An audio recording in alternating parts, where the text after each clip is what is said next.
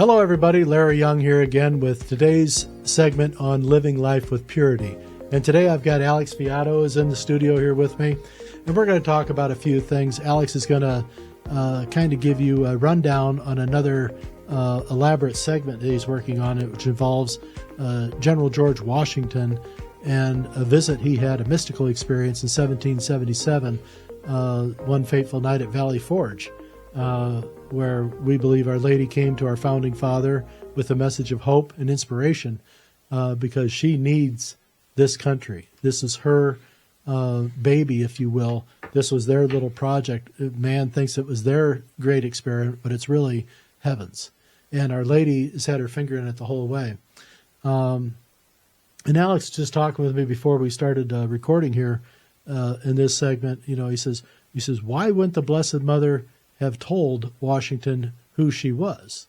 And I think that was a very critical question to ask, and I had I think an immediate response to that, is that Our Lady values and understands the value of your free will so much that she will do nothing to take it away from you. Because when you exercise your free will, you show what your purposeful intent is, and you show whether you are looking to do things in a selfish manner or towards an evil light, or if you're following God's light in your purposeful intent.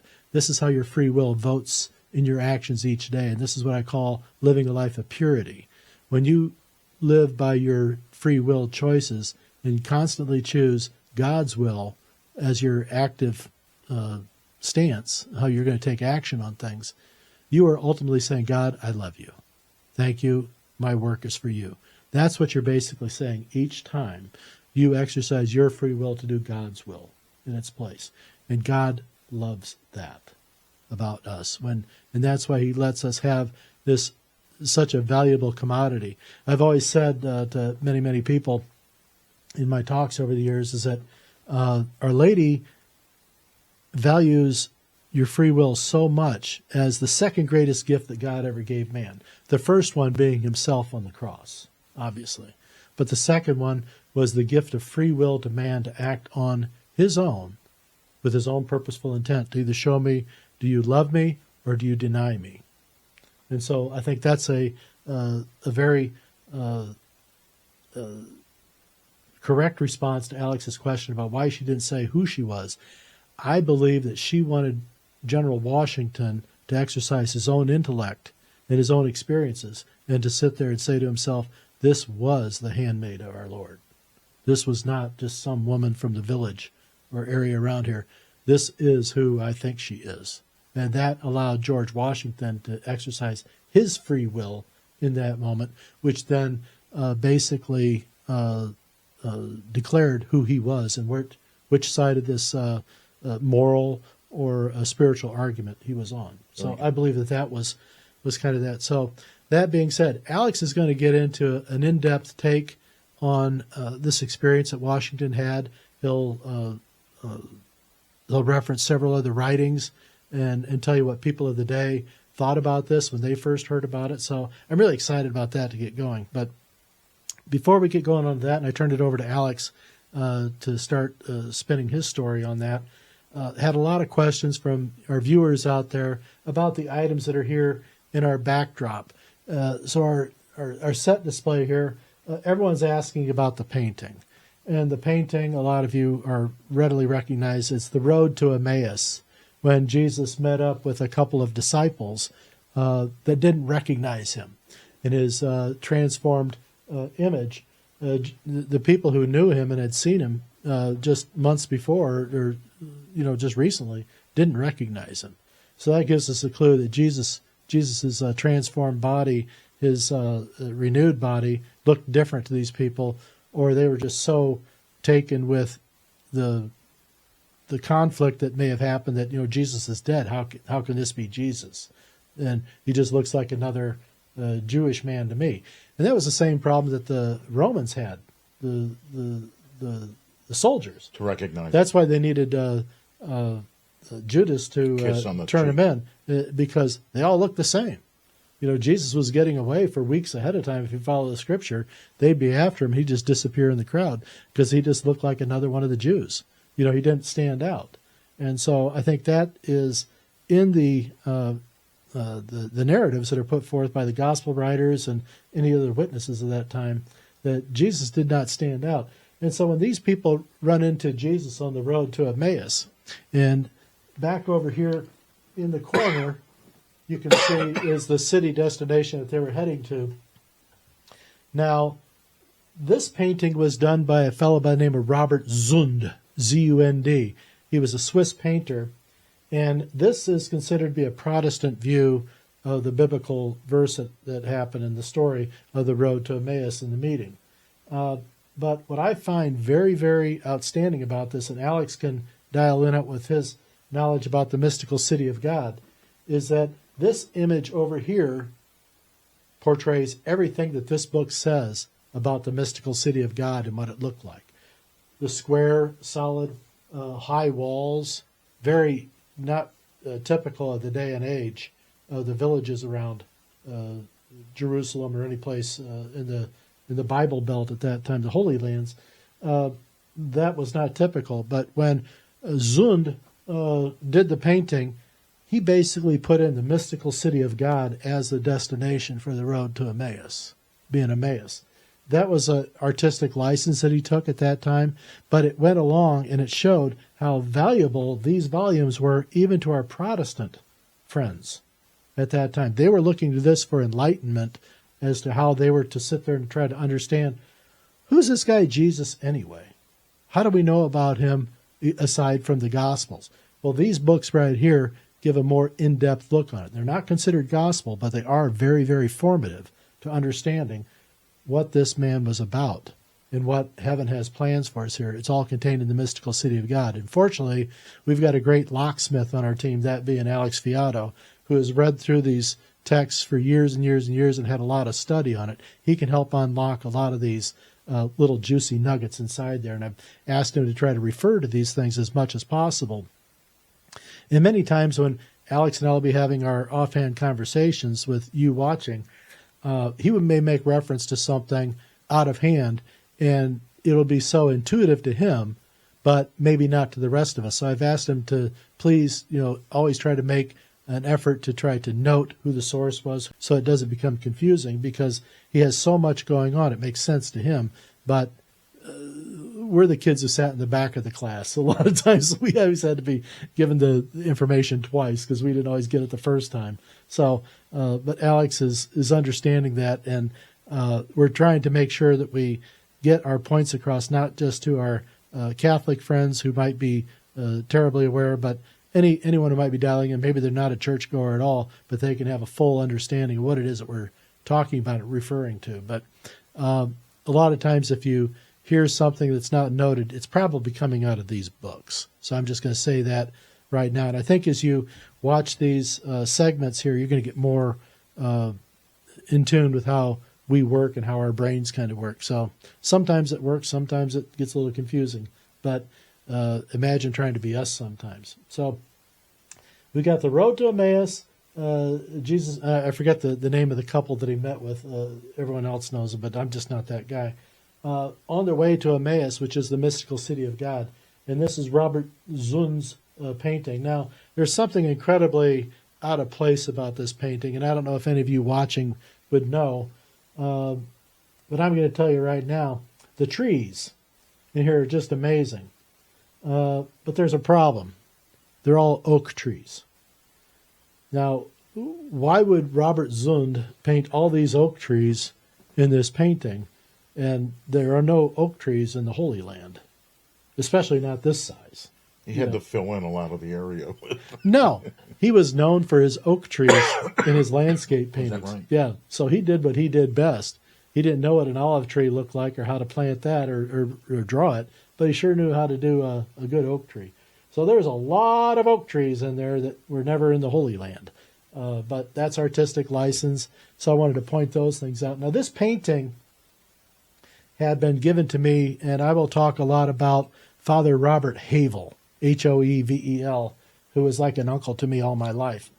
And this guy had a long history with the property in Rome City and its formation and development of a major TV show that starred Bishop Fulton Sheen back in the 1950s and became a standout program. But Father Havel's family, his brother Hank, I grew up in Hank's first house. So Hank sold his house to my mom and dad, and then he built another house down the road. And at that new house, there was an opening above the fireplace that he had one of these split fireplaces that divided two rooms. And so on the one side of it, he had this long expanse. And he had a friend of his, was a fellow, he was a local artist by the name of Jim McBride, McBride. Now, Jim McBride was known in the Fort Wayne area as being the hallway artist at the Lincoln Life building in Fort Wayne, Indiana. So he did these huge murals inside the Lincoln Life building in Fort Wayne, Indiana, that just museum quality pieces. And Jim saw this expanse above the fireplace while he was having dinner at Hank Havel's house one day, and he says, you need something up there. And Hank says, well, what should it be? And he says, what's your favorite part of the Bible? And Hank says, well, I've always been fond of the road to Emmaus, because that's when the disciples, who were a little bit distant, got word directly from Jesus that he was risen. But they didn't realize it at first until it was the end of the conversation. And then when they finally realized it was Jesus there, and then Jesus was gone, they hurried on to the city to go meet with the people they were going to. And there they were met, and they told them of this news of who they'd met on the road, that Jesus had risen. And so they're going and telling these other disciples in Emmaus of this great news. But if you go and you search for a different version of this same painting, the Catholic version shows the meeting up of this couple with their other friends in Emmaus. It shows an indoor view of them trying to describe what had happened. And this one is just more of this is what they call the Protestant view, because Zund was a Protestant. But they go together, although some inaccuracies in the depictions of what was there. The key parts are that there was the meeting, that this did take place. And the mystical city of God is portrayed back in the distance as the city of Emmaus. So I think that's really cool. Now, how did I get it? Well, when Hank Havel and their family settled out that house, this had been in the family archives. They'd taken it with them. And then when I had bought the property, Sylvan Springs, and then started working with it, the one daughter had a dream and said I was supposed to have it. And so they brought it up. They didn't tell me anything about it, but they brought it to me and dropped it off to me and said, you're supposed to have this. I'm going, okay. I didn't even know what it was about. Like I said, I kind of shut myself down as not being a churchy guy. I mean, I have faith and knowledge with the best of them, but I just don't know all the details of the stories going back, because a lot of it isn't needed to convince me of anything. I'm already convinced. I mean, there's no stopping that. I know. And so I'm confident in that regard. But as far as knowing what this story was about, I had no idea. Now, the painting came to me. It had no frame. It was in good shape, but I cleaned it, and I had it all put together because they'd smoked pipes, so there was a heavy smoke cover on it. So I cleaned that all off. I won't tell you what I used. But it's a beautiful old oil painting done by Jim McBride, who is a famous interior artist, landscape artist in Fort Wayne Market. Now, he would not sign it because this is a custom-sized painting that he did to fill the space.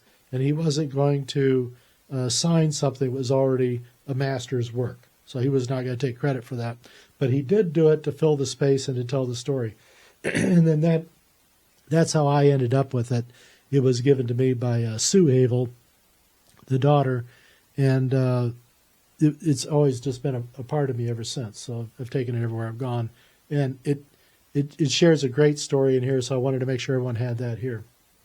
Now, we also then have here a picture of Madonna and Child. And I've never seen this one before, but it's got a Madonna and Child with a book on her lap. And I think she's kind of reading into the mystical city of God. So that was in my mother's cupboard for years and years and years. And she offered it to me, and I readily accepted. We have the 4-volume edition of The Mystical City of God, Great point of reference. We're going to be dialing down in that, drilling down. You're going to love it. This picture here, and I'll try to do an inset on this one. This has Fulton Sheen addressing an entire chapel filled with priests and theologians. And this was the first night of when they brought all these area theologians to Rome City to work with Bishop Sheen and Bishop Knoll on writing the first season of Life is Worth Living, Fulton Sheen's fabulously successful television show. Well, it was all written by this group of priests collaboratively over the course of 1 week at the Knipe Springs facility. But this is a picture that shows that. I was so excited in going through some archival documents to come across this. When I found it, first person I called was Alex. I said, "Jackpot! I got the evidence." This picture shows exactly the story of how that television show was written by Father Havel, who is sitting right here over in the corner, exactly where he told me he was sitting when he was telling me about these events over 25 years ago. Wow. He told me where he was sitting. So when I got this photo, the first thing I did was to try to look over that side of the chapel, and bam, there he was. And I was just like, Eureka, this is what was happening. So this is the first night of them getting together to write the television show, Life is Worth Living. And it was a collaborative effort. And what they were off to do, and what Fulton Sheen is telling all these priests about, is they were going to deliver Catholic catechism in a way that the American Protestant would understand and realize what Catholics believe and what we all share more in common than apart from each other. So that's what the purpose of that television show was about. It was amazingly successful. And so this was the start of it. This is the very beginning. And I'm so excited about this because this means so much to me for the truth and the dialogue going forward. I always tell Alex, I said, "You're going to say something, bring the receipts." There's the receipt right there. This whole blessing of this facility and the work that came out of it all emanated from this one point in time. Really excited about that. Over here on the back side of me, then, I have Our Lady of America, and along with 2 items from the trial that I will talk a lot about.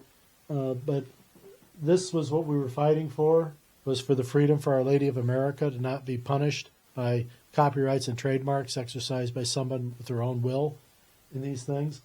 This is an item that I took with me each and every day into the courtroom. I didn't have an attorney, but I put this down in front of me each day to work. And what it was is an old prayer card of Our Lady of America along with an Our Lady of America. Now the jury saw me every day with these icons in front of me. And one day was kind of funny. One of the jurors, one of the ladies in the front row, kept looking at me like, like, what's going on? I was like, I kind of looked at her, I don't know. And she goes, just like a little square thing. And I go, oh, got it. Little square thing. Yeah, well, she just made like a little square with her fingers, And I go, oh. I went to my bag and I pulled it out, put it there. She goes, wow. I mean, so I was having an on-again, off-again conversation with members of the jury all throughout that 3-month period. And I didn't realize how fond they'd grown of me, but I'm happy that they did because we got a convincing victory. Now, the other thing back over here is a judge's gavel, and I'll just not talk about that right now. You can use your own imaginations. But needless to say, I spent a lot of time alone in the courtroom in the mornings. I'd be the first person to the meetings, early morning meetings. Everyone else would always get there right on time at 8:05. I was always there by 7:30 or so getting ready. And so I had all this extra time in the courtroom. So I took advantage. And so blessed salt got everywhere. Holy water got everywhere. I took a bunch of medallions with me. I taped them underneath certain chairs in certain places. It was one time we were up doing a sidebar discussion with the judge at the bench, and there were these vents on either side of the judge's bench where the air would come through to keep so he wasn't getting too hot or too cold. Well, I would kind of lean up against one of these things, but I had all this blessed salt in my pocket. And so he'd be saying something to the other attorneys, and we'd be talking there, and I'm supposed to be part of this meeting that's going on, and I'm like emptying my pocket. I'm throwing this salt down inside this vent. Wow. And they're all hearing this rattling going on, and I'd look around then too, like, what is that? But I just thrown a handful of salt underneath the judge's bench. That's funny. But I just look around, what was that? You know? A little help from above with the salt. I mean, it was just hilarious. I mean, the things I was doing, but it was the best chance I had to get into the judge's sphere there with some blessed salt. So I did that. I remember I emptied a squirt gun down in there with holy water standing there. Listen, I've never heard this before. But Well, this is funny. because I was afraid I want to make sure the statute of limitations is out. Okay. And I'm not so sure. Okay. But this is what I was doing. I knew I was involved in a war, so I was fighting for my life and for basically for the life of the devotion. So had we lost that court case, even with a few of the counts against us, no bishop would have ever looked at this devotion again. This thing had been totally done. Wow. So thankfully, the jury listened to me. I didn't ask for money and damages. I said, money won't help me. What I need is for this devotion to be completely clear. I need a clean verdict. And so instead of their ability to give me $6 million for my damages, they gave me a clean verdict. Nice. And they told me afterward, after the trial was over, that was the reason. They were angry with me that I didn't ask for damages, because even if I'd asked for $1, they were going to give $6 million. Right. But I impunitive, but Purposeful intent. well, what theirs was, but mine was not about getting money. Mine was to make sure that my work I'd done and the price I'd paid didn't go out the door, wasn't lost because of a court case on these things. I just found it hideous. But we won, and we're here, and we're doing this. And I've gone on extra long with things here, but the last thing I had here is an old Sylvan Springs sweatshirt that I found in my archives of things. So I just folded it up there. It helps take me back to a day when I was still finding things out and learning what this whole movement was to be about. But these are my areas of inspiration in here, my quiet effects to try to keep me in perspective and realize and remind me of the price that was paid and what's at stake here for us going forward. So what I'm going to do is I'm going to close this segment off right now, and then when we come back, we're going to introduce Alex again and get him started on his talk about General George Washington and the visit he had. So stay tuned. Keep coming back. We're going to have good stuff for you. So this is kind of a fluff piece right now, but I'm kind of answering a lot of the questions that were coming in, and I promised people on that. So keep in mind, I love you. We're going to get through this, and we'll see you soon.